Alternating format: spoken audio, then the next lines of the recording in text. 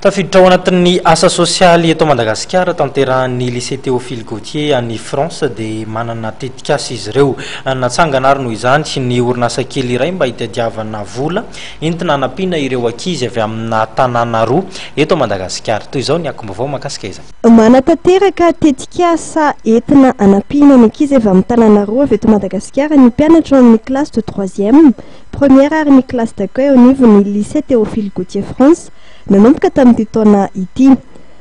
Araka ny fanazavana natindramatoa vola misy solitena avy amin'ny équipe pédagogique ny lycée Théophile Gautier sady mpampianatra amin'ny taranjay soratra sy tantara ao nivon'ity sekoly any la France ity. Ity tetikasa ity dia teraka tao aoriana ny fiarahan'ny équipe ara-pédagogique sy ny mpianatra izay mifanaiky fa hanao asa fanasoavana iarahana mba hanatanterana tetikasa ary dia hanatsangana ny orinasa kely antsoina hoe Hero Femad na HFI sy ny fikambanana au cœur de Kilonga. Ilay orinasa kely moa dia manana antonasa ny fivarotana vokatry ny asa tana malagasy ka ny vola azo amin'izany no entina hanampiana ankizy avy aty Madagasikara.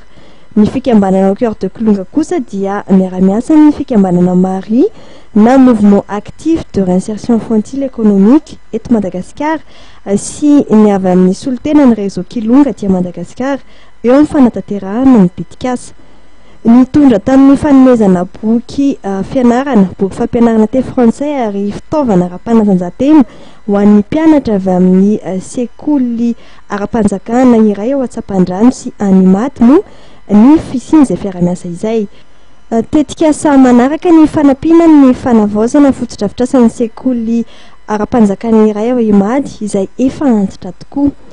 Tanjon'ny tetikasa moa ny ampandray andraikitra ny tanora eo anivon'ity sekoly any la France ity, ny ahafahan'izy ireo ihany koa mivelatra amin'ny sehatra ny kolontsaina ivelan'ny la France ary ireo ankizy avy eto Madagasikara kosa izay mpahazo tombotsoa dia hifampizara amin'izy ireo ny zava-misy eto Madagasikara toy ny zava-misy iainany andavanandro, ny tontolo iainana sy ny manodidina azy ary ny kolontsaina malagasy.